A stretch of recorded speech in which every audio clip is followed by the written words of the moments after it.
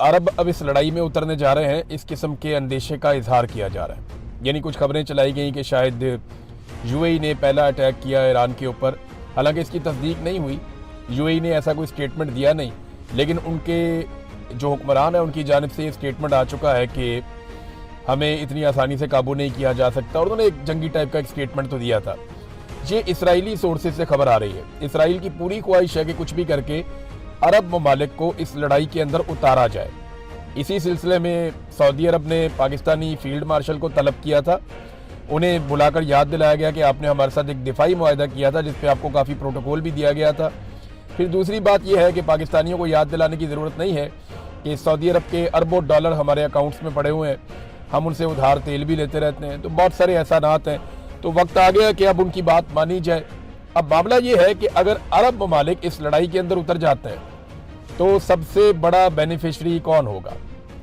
अरब ममालिक अगर इस लड़ाई में उतरते हैं तो सबसे बड़ा बेनिफिशरी होगा इसराइल।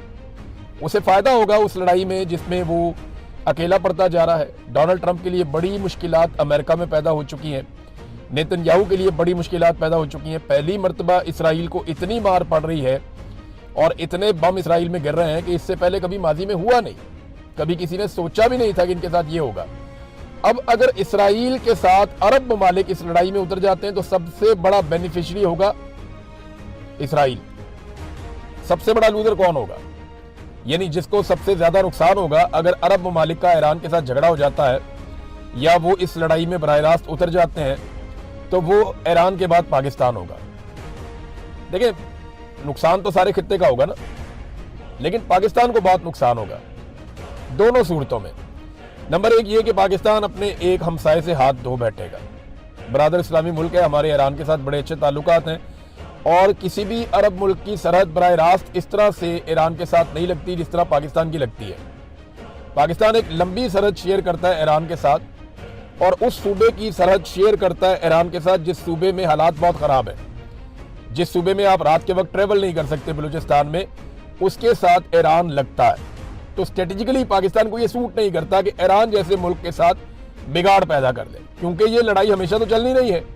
अब लड़ाई का क्या नतीजा निकलेगा? या तो देखें ना, टारगेट अचीव हो जाएंगे।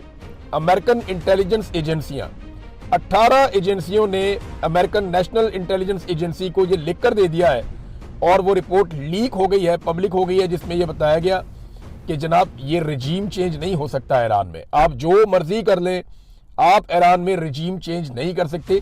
ये अमेरिकन इंटेलिजेंस एजेंसियों की रिपोर्ट है। अब रजीम चेंज तो होगा नहीं, जो भी जंग के अहदाफ है वो ये हासिल कर लेंगे। अगर